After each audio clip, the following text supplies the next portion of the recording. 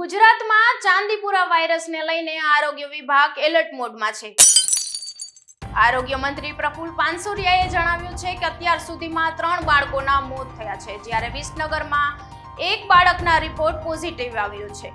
તેમણે જણાવ્યું કે વર્ષ 2024માં અસરગ્રસ્ત રહેલા 61 વિસ્તારો સહિત તમામ શંકાસ્પદ વિસ્તારોમાં આરોગ્ય વિભાગ દ્વારા સર્વે અને દવાનો છંટકાવ શરૂ કરવામાં આવ્યો છે. ચાંદીપુરા વાયરસના જે પેશન્ટો, જે દીકરાઓ બાળકોને દાખલ કર્યા હતા, એમાં 2 બરોડા ગોધરાથી દાખલ કર્યા હતા.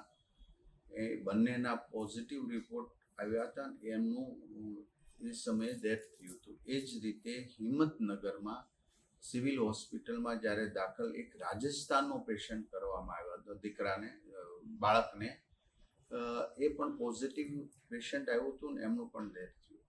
તો ચાંદીપુરા વાયરસથી અત્યાર સુધીમાં 3 બાળકોના ડેથ થયા છે અને એક બાળક વિસનગરનું છે, જેને અમે વડનગર હોસ્પિટલની અંદર દાખલ કર્યું છે, જે પોઝિટિવ છે.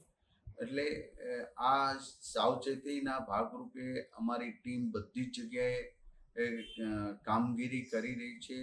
ગયા વર્ષે યાની કે 24માં જે ચાંદીપુરા વાયરસના દર્દીઓ આવ્યા હતા, એ પ્લેસમાં પણ ટીમ સર્વે કરવાનો આજે મેં સૂચના આપી છે અમારા અધિકારીઓને. અને એ પણ એ જેટલા 61 પ્લેસ જે હતા ગયા વખતના દર્દીઓના, એ તમામ જગ્યાએ સર્વે થશે કરવા માટેની સૂચના આપી છે.